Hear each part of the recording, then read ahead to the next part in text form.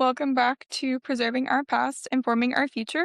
I'm Sydney Stevenson, coming to you from the School of Occupational Therapy at Texas Women's University. And in our last episode, we got to hear Dr. Reed reflect on the current state of OT. In this episode, we shift our focus to the role of history itself. We'll ask Dr. Reed to reflect on what happens when practitioners lose connection to their professional past and what responsibility current practitioners and students have to understand and preserve that history. One of the themes that runs through both the literature and Dr. Reed's work is that history is not static. It is something we interpret, revisit, and sometimes struggle to hold on to. In a profession grounded in meaning, identity, and that relationship to history becomes more than academic, it becomes foundational.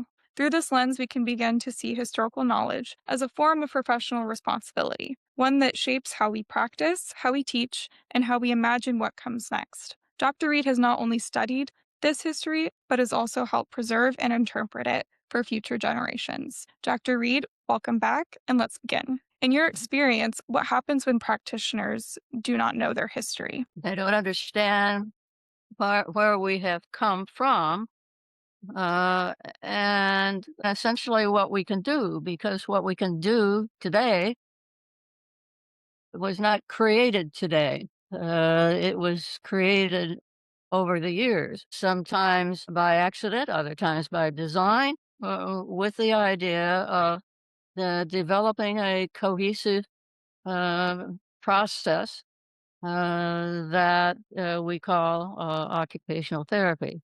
It also comes up with some amusing things. I've had therapists look at me and say, well, OT started in World War II. Well, World War II is 1940 to 1945. We've been around a little bit longer than that. When we celebrated the 100th anniversary in Philadelphia in 2017, it was interesting, that people really began to understand OT is old. Yes, it Mm-hmm. is old. No, it's not as old as medicine. Nobody knows exactly when to key the start of medicine, but it's not that old, but it is old. The other thing that amused me is that the office had made cutouts of Eleanor Roosevelt and Eleanor Clark Schlegel from a photograph that exists. So these cutouts, which were almost life size, well, they were about 5 feet tall. So I would ask some of the therapists as they were walking along between sessions, who are those ladies? Unfortunately, mostly they didn't know. Now, if they didn't recognize Eleanor Roosevelt, who probably has been seen in more photographs than Schlegel has, I wouldn't have, but that they could not recognize Eleanor Clark Schlegel, I thought was showing our lack of fundamental history. That you can't recognize the founders, whose portrait has been on the front cover of the AJOT. It's in almost all of the journal, the textbooks. Seems to me to be, undermining and perhaps not giving credit where credit is due, to the work that the founders did, in creating what is now their major source of income for them. Their husbands and other family members probably have their own jobs, but they are making a living off of what the founders, and yet they don't even recognize who they are. So I think that's one of the things that we lose. And as I said, we also lose just the progression of ideas. We were talking about technology, and people are saying, "Oh, but there's such a challenge with all of this new technology." Well, as I said, there was new technology in 1917. Yeah, it's old technology now, but learning to adjust to new technology now is actually not that much different than it was before. Understanding the values and principles have been put together through the years. and it helps, I think, to have a little appreciation of that. Our educational standards didn't just appear on the computer screen yesterday. Well, they were developed literally from the beginning. Yes. Have they shifted? Of course. We would be remiss if they had not. But to understand that we've had educational standards literally from the beginning, I think is useful. Where we weren't just created, as said yesterday. All right. So, Dr. Reed, this kind of brings me to my next question, which is what responsibility do current practitioners and students have to understand and preserve the profession's history? Okay. Basically, maintaining our history and preserving our traditions is our job. No one else is really responsible for that, although librarians can assist. But usually they need a little direction from us to do that. To me, understanding our professional responsibility is just as important as understanding where individuals came from. Ancestry.com advertises fairly regularly on TV, encouraging people to start tracing their ancestors and understanding where they came from. To me, that's important. And the other half of that is understand where your profession came from. We have built a fairly substantial background that we need to continue to build it, but you know, y- you can't build on you can't build on nothing. You have to build on something. But also, yes, we don't want to do the proverbial reinventing the wheel. So we need to know what we have accomplished to me in order to make sound ideas about what we want to continue to accomplish. So understanding our history tells us where we have been and what we have gotten done, but also then should direct us to say, okay, we did this. Now we need to build on it in this direction. So, uh, a little background. Again, I know students find history boring. Those who don't, I have found, know a little bit more about their own family history, that they begin to see the connection. So maybe part of learning to be a therapist is learning a little about your own past. What aspects of society and social customs and participation and activities were your family involved in? Can you make use of any of that? Said my mother's family were farmers, so I know a little about running a combine, which is a harvesting machine. So when I was a therapist in Kansas, and I had a farmer or somebody who sold farm implements, I could relate to what kinds of things he needed to be able to do. Running a combine requires that you be able to climb a ladder because the only way to get in to run the machinery is to climb the ladder. Knowing how to use a hammer and a screwdriver is particularly important when your machine breaks down in the middle of the 160 acres that you are currently harvesting.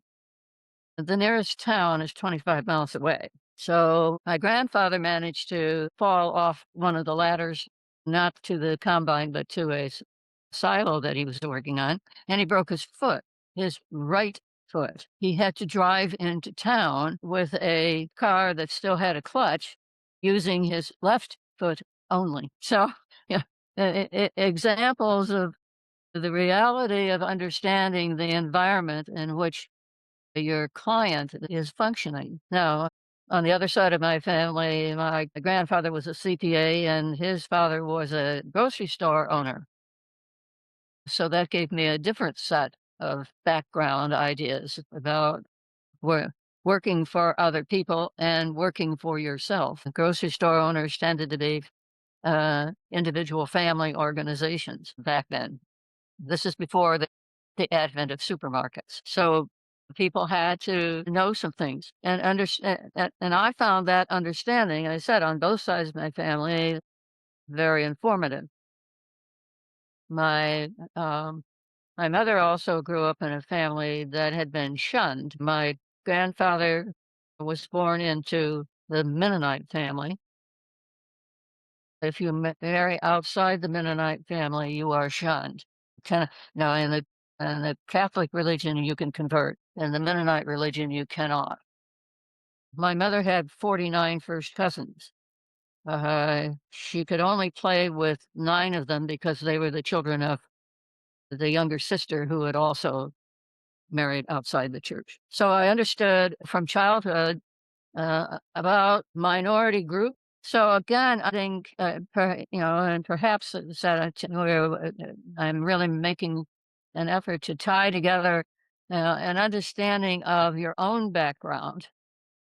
Um, as potential useful information in which to look at OT. Then, as you combine your own knowledge of your own background with that of the history of OT, you have a foundation uh, that I think can serve us well in terms of working with our clients to understand that we can explain that OT has evolved over the years, that its job is to help people better participate in their everyday lives,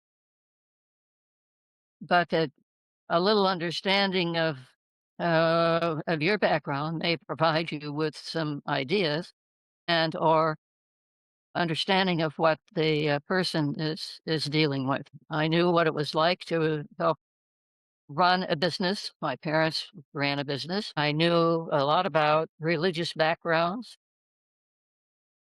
My parents came from totally different religious backgrounds. I know about employment situations of having employment situations suddenly disappear. My grandfather was a CPA for a company that made pies in Louisville, Kentucky. When World War I started, he decided the world was going to end, so he closed his business, which left my grandfather with no employment. You can laugh at the situation, but of course it wasn't funny. My grandfather had 2 young boys to support, plus his wife, and he suddenly had no income. So, yes, I knew about unemployment. My parents went through the depression. For a while, my mother was earning more money than my father. So that sort of background, I could appreciate when people said, it's a real struggle when you don't have a job. Yes, I can tell you some stories in my family about that. So, but I can also explain that, the reasons we're doing the particular things we're doing in OT is because over the years we have developed these techniques. So I think that's important for us to not view history as just the past, because some of the things that happened in the past are what are influencing us today, and that we're not newbies. One of the concerns that therapists have when they're participating in a medical team, for example, is that physicians, of course, can say, well, we have hundreds of years of tradition. Well, no, we don't have hundreds of years, but we do have over 100. So we're not newbies. We have evolved over the years, and we should be proud of it. We But if should. you don't know it, there's nothing to be proud of, which Mhm. may be the most important comment. Yeah. So Dr. Reed, for the last question for today, for OT students listening to this series, what is one thing about our history that you most want them to carry into their practice? That we have developed over the years, and that based on that development, we will continue into the future. Uh, and that that history of our profession is as important as the history of ourselves.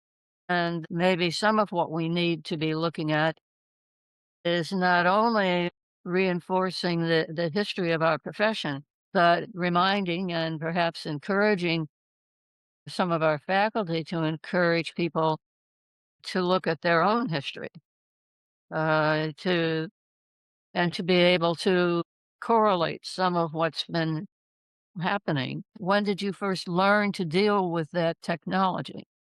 When did you first get a cell phone? When did you learn how to use it? What if you're dealing with an older individual like myself, for instance, who didn't have a cell phone until basically they were close to retirement, back to appreciating the technology issues, which also have a historical background. We are a profession that is forward facing. We do want people to look at where they are now and how and going forward. But we don't want them to revert to the past. So we don't want them to go back and live in history, but we do want them to be able to use some of what may be historical background, particularly in older individuals. And when we were talking about the arts and crafts, I've encountered a number of older people that when I talk to them and I say, well, to women, for instance, well, didn't you learn to knit when you were a youngster? Didn't you do embroidery? Doing embroidery on pillow covers was extremely popular when I was a youngster. Didn't you make potholders? You know, and people will say, well, yeah, but I haven't done that in 60 years. Okay. How about trying it again? Yeah. So personal history and understanding, yes. Once upon a time, men were the ones who knitted. Women were not permitted to knit back when the guilds in the 1900s. Uh, but after World War One, well, actually during World War One, a lot of women learned to knit because the guys were off at war. Another interesting fact, but also guys say, "Oh, I would never knit. That's women's work." You know, until I remind them that once upon a time, women were not permitted to knit; only men knit, and they sort of always look at you like, "Really? You mean it's not forbidden for men to pick up knitting needles?" So sometimes, you know, some history of our arts and crafts can also create a conversation with people to get them to deal with current situations. The best story that's in the book about occupational adaptation, the little orange book, in my estimation, is a woman that the students were working with and the therapist, but particularly the students. The woman would not, their job was to try to get her to come out of her room and socialize more with some of the other residents. She was having none of it. So, sort of was couldn't think of anything else. One Friday, or over the weekend, they left a ball of yarn and a crochet hook with her, really thinking of that she would entertain herself. She did. And when they came in on Monday, half of the nursing staff was in her room admiring her crochet work. From that, other residents and staff wanted to learn how to crochet. So guess who could teach them how to crochet? The little old lady who did not want to come out of her room. Well, pretty soon there wasn't room in her room for all the people who wanted to learn how to crochet. So she had to leave her room. My example, and maybe I should have related that earlier when we were talking about the power of arts and crafts. But what made me think of it is that obviously she knew how to crochet, that she'd known it. She'd been taught as a youngster how to crochet. She hadn't crocheted in years, but provided the yarn and a crochet hook, and she went at it. And all of a sudden, a whole lot of other people were admiring her work and asking for her help in learning how to do it. So, in that case, personal history helped, but maybe back to our professional history, that we shouldn't forget that yarn and a crochet hook might be a very powerful therapeutic tool. And what I've done is to intertwine the professional and personal history, which actually may be more powerful than either one alone. Mhm. I think I would agree with that. All right. Well, thank you, Dr. Reed, for sharing all of this with us today. As we close this episode, we're reminded that history is not something that we simply inherit, it's something we choose to engage with. Dr. Reed challenges us to see the profession's past not as a distant timeline, but as a living foundation that continues to shape how we think, practice, and teach. When we take responsibility for understanding and preserving that history, we do more than honor those who came before us. We strengthen the profession for those who will come next. The stories, ideas, and tensions we've explored throughout this series are not meant to be resolved once and for all. They're meant to be carried forward, questioned, and revisited by each new generation of practitioners. Tune in next time for our final episode, and thank you for joining us on Preserving Our Past, Informing Our Future.